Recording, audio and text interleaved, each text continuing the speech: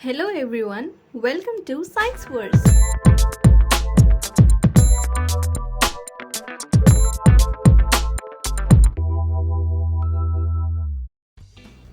तो आज हम शुरू करने जा रहे हैं 8th क्लास के साइंस का फर्स्ट चैप्टर, जिसका नाम आपको पता ही होगा और मैं आपको थोड़ी देर बाद उससे इंट्रोड्यूस कराऊंगी। ठीक है, तो शुरू करते हैं। अगर मैं आपसे पूछूं कि एक लिविंग ऑर्गेनिज्म को यानी एक जीवित प्राणी को लाइफ सस्टेन करने के लिए क्या क्या चाहिए, मतलब जिंदा रहने के लिए या जीवित रहने के लिए क्या क्या चाहिए, तो आप क्या बोलोगे? तो आप बोलोगे कि हवा चाहिए, पानी चाहिए और शेल्टर चाहिए। शेल्टर मतलब छत, घर के ऊपर छत चाहिए, मतलब सर के ऊपर छत चाहिए, और फूड चाहिए। ठीक है, तो ये बेसिक ज़रूरतें हैं। ठीक है, अगर इनके अलावा और कुछ ना भी हो हमारे पास तो काम चल जाएगा। बेसिक नेसेसिटीज़ का मतलब कि अगर इनमें से कोई भी चीज़ गायब हो तो लाइफ का अर्थ पे सस्टेन करना मुश्किल हो जाएगा। ठीक है, अगर ऑक्सीजन नहीं होगी तो सर्वाइवल नहीं हो पाएगा, पानी नहीं मिलेगा तो प्यास के मारे वैसे ही सर्वाइवल नहीं हो पाएगा, शेल्टर नहीं होगा तो फिर जो नेचुरल कैलामिटीज़ है या धूप या बरसात या सर्दी उससे कैसे बचेंगे, फूड नहीं होगा तो ऑब्वियसली क्या होगा, हम सस्टेन नहीं कर पाएंगे। ठीक है, अगर हम इनके रिसोर्सेज की बात करें, मतलब कि हमें ये कहाँ से ऑक्सीजन कैसे मिलती है, आपको बताओ।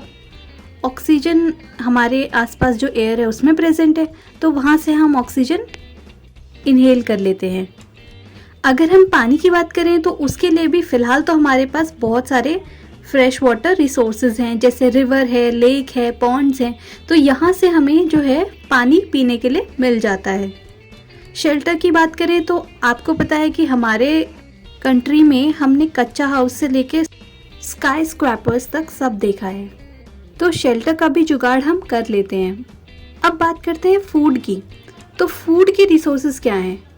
फूड हमें कहाँ से मिलता है बताइए।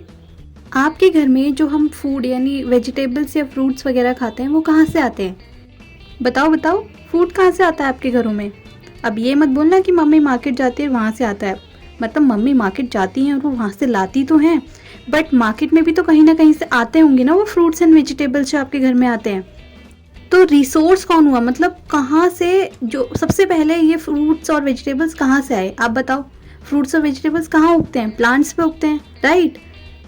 तो प्लांट एक सोर्स है। इसके अलावा हम मिल्क कंज्यूम करते हैं, एग्स भी कंज्यूम करते हैं, मीट भी कंज्यूम करते हैं। तो ये सब चीज़ें कहाँ से आती हैं? ये सब चीज़ें कहाँ से आती हैं? एनिमल्स से आती हैं। और राइट, एग हैन से आते हैं, या जो मिल्क है वो काऊ से आता है, या फिर जो मीट वगैरह है वो अलग अलग ऑर्गेनिज्म से आता है। ठीक है, तो ये हमने देखा कि हमारे जो मेन रिसोर्सेज हैं फूड के वो कौन कौन से हैं? Plants and animals. अब अगर हम एक बात नोटिस करें कि जिन एनिमल्स के रिसोर्सेज का हम यूज़ कर रहे हैं, जैसे मिल्क, एग एट्सेट्रा, ये एनिमल्स भी तो कुछ ना कुछ खाते ही होंगे। और ये जो खाते हैं, जैसे काऊ है हमारी जिससे हमें मिल्क मिलता है, ये खाती है घास। ठीक है, तो ये भी तो प्लांट पे डिपेंड कर रही है ना। तो चाहे हम डायरेक्टली प्लांट से उनकी चीज़ें लें या फिर ऐसे एनिमल से उनकी चीज़ें लें जो प्लांट पे डिपेंड करते हैं, तो हम अल्टीमेटली प्लांट पे डिपेंडेंट हुए ना। तो देख रहे हो आप कि कितना इम्पॉर्टेंट है प्लांट्स हमारे लाइफ को सस्टेन करने के लिए। तो अगर मैं आपसे बोलूं कि सोच के देखो, अगर अर्थ पे प्लांट्स नहीं होंगे तो क्या होगा?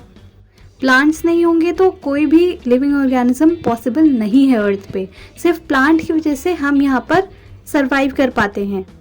बट प्लांट्स भी तो लिविंग ऑर्गेनिजम्स है ना, तो उनको सस्टेन करने के लिए क्या चाहिए? मतलब उनको भी तो फूड की ज़रूरत होगी, तो वो फूड कहाँ से लाते होंगे अपना? सोचो बताओ, प्लांट्स कहाँ से लाते होंगे अपना फूड? भूल तो नहीं गए कहीं प्लांट्स का वो सुपर पावर? याद है आपको, आपने छोटी क्लासेस में पढ़ा होगा कि प्लांट्स के पास एक सुपर पावर होती है, और वो सुपर पावर और किसी ऑर्गेनिज्म के पास नहीं होती। तो प्लांट्स जो है ना, इनका सुपर पावर ये है कि ये अपनी बॉडी के अंदर ही अपना खाना बना सकते हैं। इनको किसी की ज़रूरत नहीं है कि आओ मुझे खाना दो पका पकाया, बिल्कुल नहीं। ये जो है सनलाइट, एयर, वाटर की मदद से अपनी बॉडी के अंदर अपना खाना खुद बनाते हैं, और हम ऐसा नहीं कर सकते। प्लांट्स तो धूप में खड़े हैं और हवा उन्हें मिल रही है, पानी उन्हें मिल रहा है, तो वो क्या करेंगे? अपना खाना खुद बना लेंगे। लेकिन अगर मैं धूप में खड़ी हो जाऊं हाथ ऐसे करके क्या मैं अपना खाना खुद बना सकती हूँ? नहीं बना सकती। तो ये मेरी सुपर पावर ये अंदर नहीं है, लेकिन ये प्लांट्स के अंदर ये सुपर पावर है कि वो अपना खाना खुद बना सकते हैं। और इसी जो प्रोसेस है, ठीक है, जिससे प्लांट्स अपना खाना खुद बना पा रहे हैं, इसे हम क्या बोलते थे? इसे हम बोलते थे फोटोसिंथेसिस, जहाँ पर फोटो का मतलब है लाइट और सिंथेसिस का मतलब है प्रोड्यूस करना या बनाना। तो प्लांट्स जो हैं सनलाइट की हेल्प से अपना खाना खुद बनाते हैं और इस प्रोसेस को हम क्या बोलते हैं? फोटोसिंथेसिस बोलते हैं। अब हम तब से खाना फूड कर रहे हैं, तो मुझे ये बताओ कि अगर तुम खाना नहीं खाओगे तो क्या हो जाएगा? तो देखो, इनिशियली तो ऐसा हमें कुछ फील नहीं होगा, लेकिन कुछ देर बाद हमें भूख लगेगी। फिर भी हम ऐसे पानी वानी पी के शांत भी कर लेंगे, तो भी फिर ना नहीं बर्दाश्त होगी भूख। तो धीरे धीरे तो सिर्फ भूख वाला हमारे साथ प्रॉब्लम होगी, लेकिन कुछ टाइम बाद क्या होगा? हमारी बॉडी जो है ना, उसमें पेन स्टार्ट हो जाएगा, या हम खड़े नहीं हो पाएंगे, हमें कमज़ोरी आ जाएगी। और अगर हम अपने ग्रोइंग स्टेजेस पे हैं, मतलब जहाँ पर हमारी हाइट बढ़नी होती है या फिर मसल गेन करने हैं, तो वो सब नहीं हो पाएगा। ऑलराइट, तो अल्टीमेटली हमारी बॉडी जो है ना, वो ढंग से परफॉर्म नहीं कर पाएगी। यही है फूड ना लेने का नतीजा।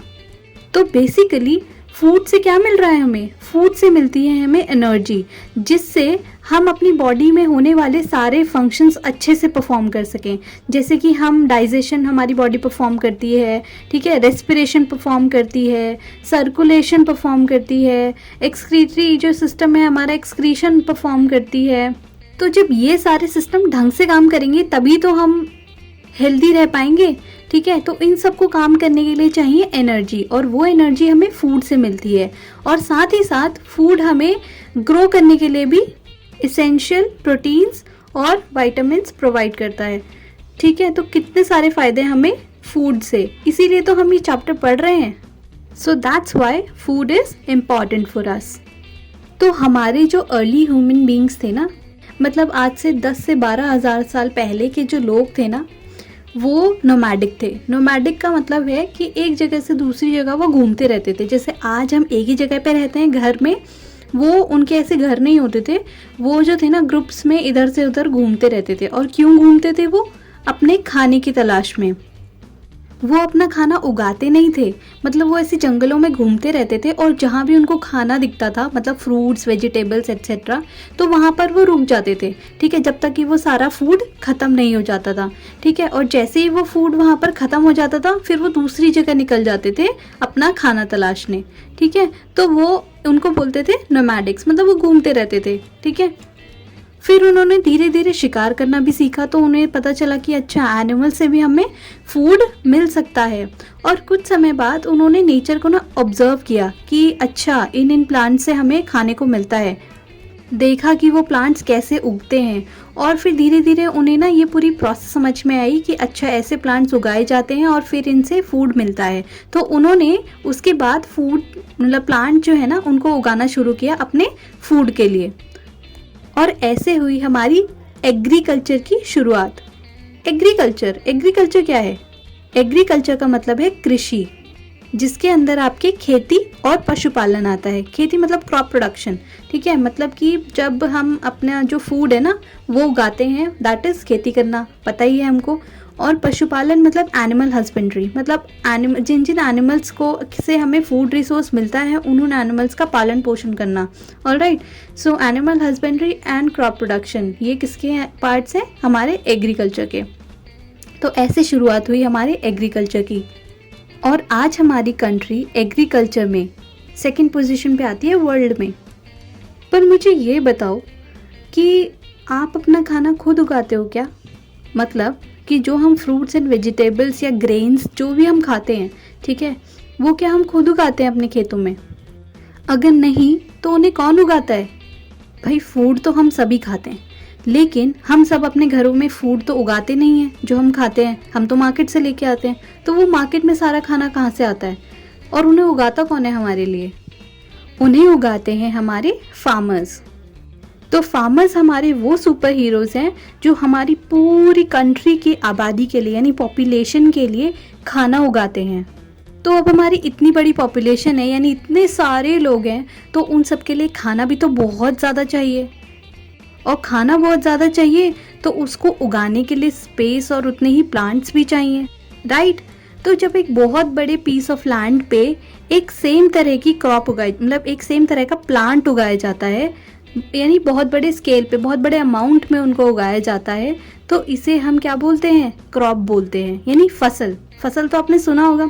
जिससे अगर मैं गेहूं की फसल बोलूं तो एक बड़े से लैंड पे सिर्फ गेहूं के प्लांट्स लगे होंगे जिनसे हमें बहुत सारा गेहूं मिलेगा, तो उसको गेहूं की फसल बोलेंगे।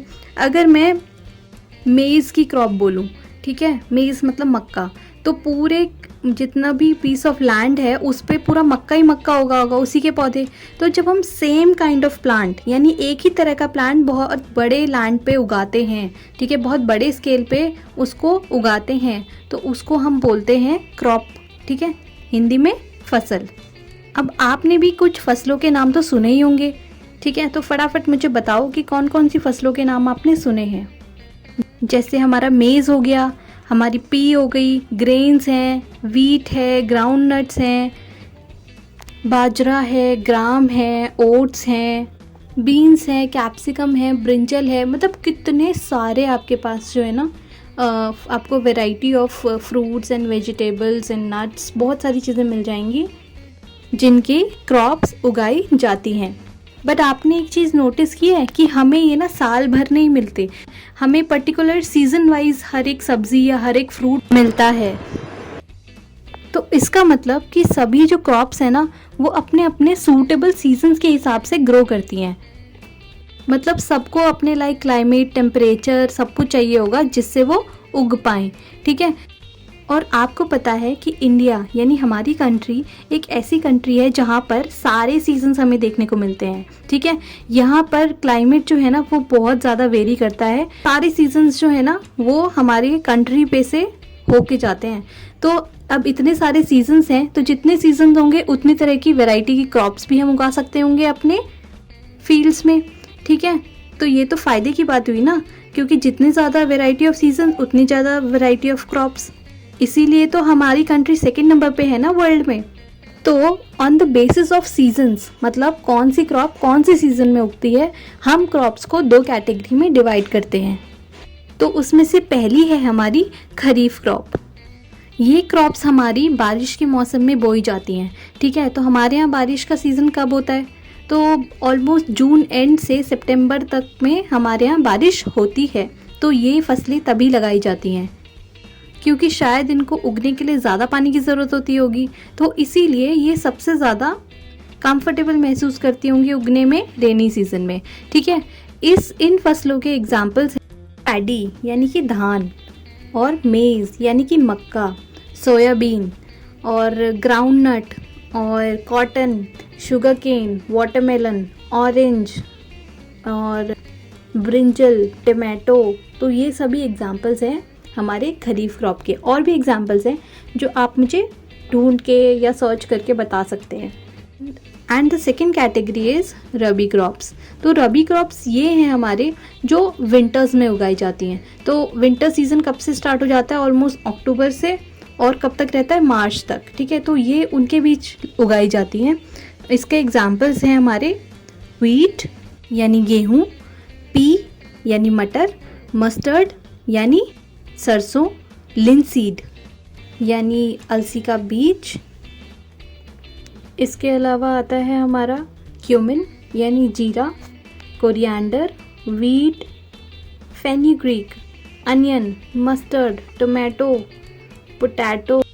इसके अलावा हमारे जो पल्सेस हैं और जो वेजिटेबल्स हैं वो भी इन दोनों कैटेगरी के अंदर फॉल करते हैं। कुछ पल्सेस हमारे खरीफ होते हैं और कुछ हमारे रबी होते हैं। वहीं वेजिटेबल्स की भी देखी जाए तो कुछ वेजिटेबल्स हमने देखे ही हैं एग्जांपल्स ऊपर, कुछ वेजिटेबल्स हमारे खरीफ होते हैं और कुछ हमारे रबी क्रॉप्स होते हैं। So that's all about today. Hope आपको ये वीडियो पसंद आई होगी, समझ आई होगी। और अगर आप चाहते हैं कि मैं ऐसी और वीडियो के साथ आपसे बार बार मिलती रहूं तो प्लीज़ इसे ज़्यादा से ज़्यादा शेयर कीजिए, लाइक कीजिए और सब्सक्राइब कीजिए।